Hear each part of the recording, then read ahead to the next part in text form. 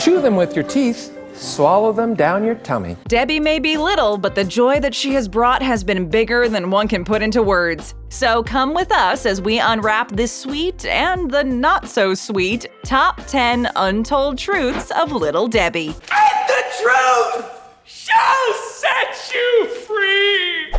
Yes, there really is a Little Debbie. Are you serious? While many brands use people's names and images as their logo, most of them are made up and not actually based on a real person. However, that isn't the case with Little Debbie. The company began with one little bakery in Chattanooga, Tennessee. O.D. McKee and his wife bought the place in the middle of the Great Depression and began selling small cakes at cheap prices. The business kept expanding over the next couple decades, and in 1960, they were ready to go into mass production. But they needed a name for their cakes. Say my name. Without telling her parents, O.D. decided to name them after his granddaughter Debbie, and thus the brand became known as Little Debbie. And that cute photo that has become the iconic logo for the brand is a real photo of Debbie, the one that inspired her grandfather. Although her parents weren't thrilled when they found out, they didn't find out until the first packages made their way out of the factory, everything seems to have worked out quite well. Super duper! That's nice! In fact, Little Debbie herself is an executive vice president and serves on the board of directors for the company, of which her much younger face is still the logo.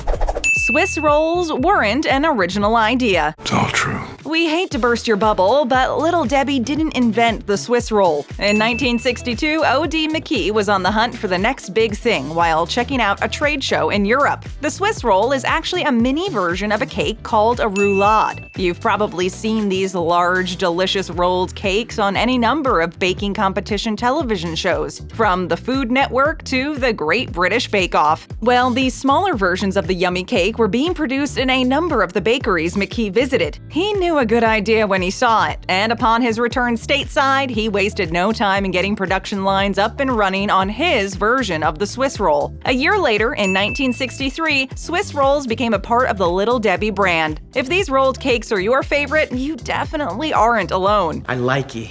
I like it like. McKee went looking for the next big thing, and he sure did find it. To this day, the Swiss roll is one of the top 3 best-selling items in the entire Little Debbie collection. And did you know that there are multiple ways to eat them? Sure, you could just open the package and eat them, but some people like to peel them open and lick off the filling, while others prefer to freeze them before chowing down. We have determined he was frozen sometime in the 1960s. They are king of the hill. I'm the king of the world! Little Debbie isn't the only snack cake company out there, but they might be the most recognizable and are, without a doubt, the most profitable. They've always believed in selling their cakes at low prices and selling lots of them, and that is exactly what they have been doing for the last more than half a century. The price of their cakes at retail are close to half of what their competitors are charging, and that price point, along with the total deliciousness of their cakes, has led to lots and lots and lots and lots of sales.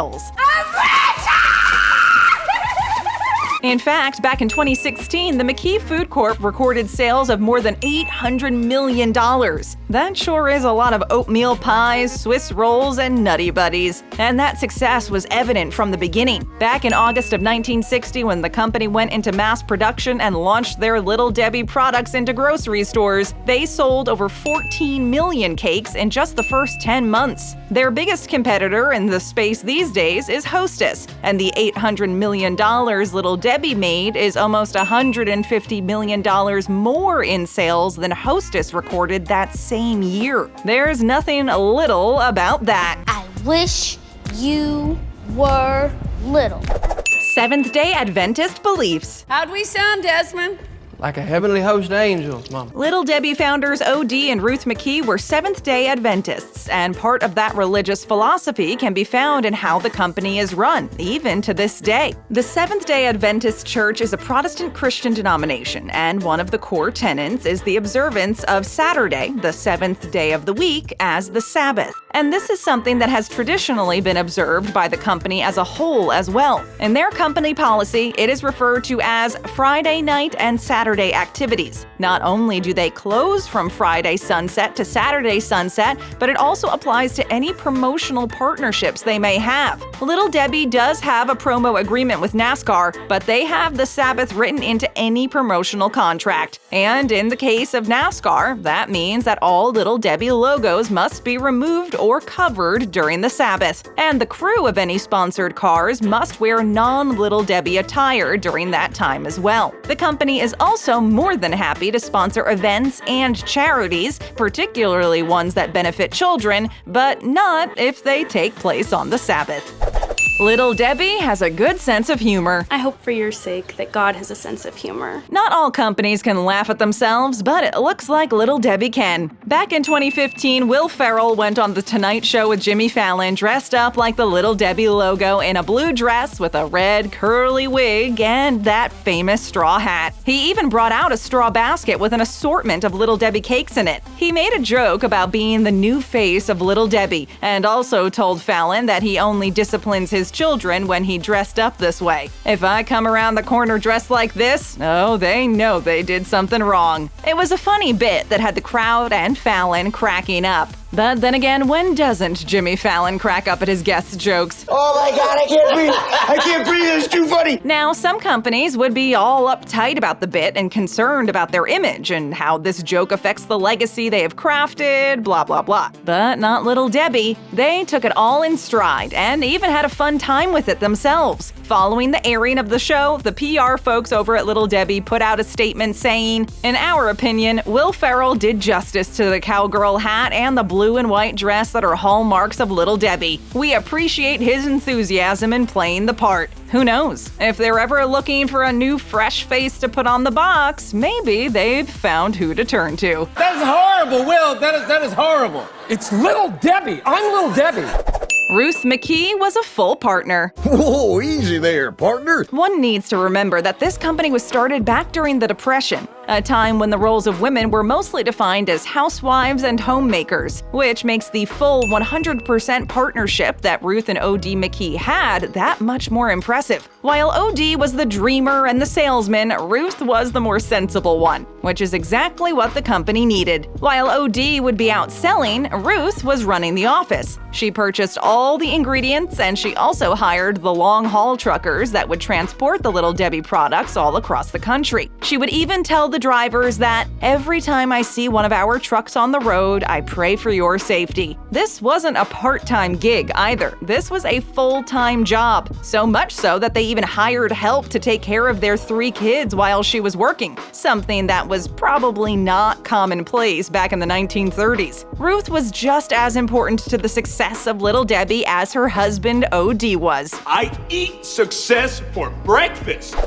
Oatmeal cream pies are the Little Debbie OG. It's the best. I love it. What's your favorite Little Debbie snack cake? While the answer to that question varies from person to person, one of the answers you will hear most often in response to that question is oatmeal cream pie. The oatmeal cream pie is among the 3 best-selling snack cakes in the entire Little Debbie repertoire. And not only are they one of the best-selling, they are also the original Little Debbie snack cake. The year was 1935, and O.D. McKee was working on his oatmeal cookie recipe in an attempt to make the cookies softer and chewier. When the perfect softness was finally achieved, McKee added some cream filling between 2 of his now perfectly soft and delicious oatmeal cookies, and the oatmeal cream pie was born. Whoa, that's good squishy. At the time, you could buy one of these yummy snack cakes for a nickel. Consider that a gallon of gas was about 10 cents, a loaf of bread was about 9 cents, and the average cost of a month's rent for a house was around $26. Obviously, given that this was during the Great Depression, even a nickel wasn't anything to sneeze at, but it did provide a little sweet happiness to people during a very hard time in the nation's history.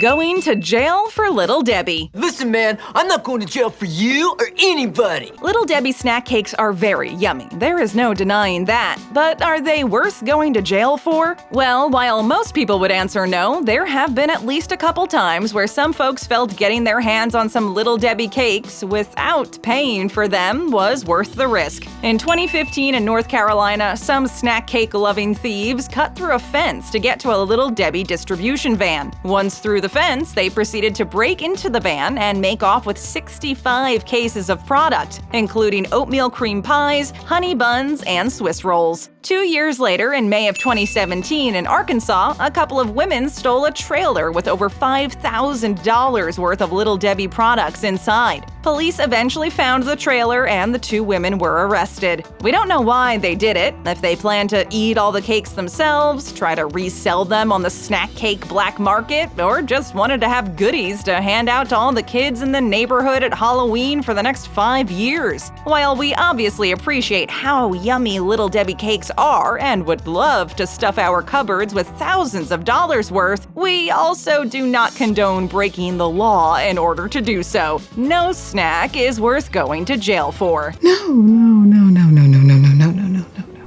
Nutty Bar name change. It's time we change too. Have you found yourself walking up and down the cookie aisle in your grocery store looking for your favorite Little Debbie snack cake, the Nutty Bar? Pacing back and forth looking at all those boxes of goodies and snack cakes for that oh-so-delicious mix of wafers, peanut butter, and chocolate. According to Little Debbie, the Nutty Bar is their 3rd best-selling snack cake ever, so you, along with lots of other people, are probably looking, but having no luck. Well, the reason you can't find it isn't because they stopped making it, it's because they changed the name. No longer called the Nutty Bar, this waferlicious snack is now called the Nutty Buddy. Do you have your exit buddy? Yes! It's still the exact same treat, nothing has changed on that front, it just has a new name. Why the name change, you ask? Honestly, we have no idea, and it seems to be somewhat of a mystery. All we know is that the bar is now called a Buddy. Little Debbie made no official statement about the name change, they just changed it. The product page on their website is all about the Nutty Buddy, with no mention of its previous life as the Nutty Bar. Even when they give the history of the product, dating back to 1964 when it became one of the first multi-pack creations by Little Debbie Snack Company. This could be a mystery for Scooby and the gang. Well, Dr. Bartley, another mystery well solved.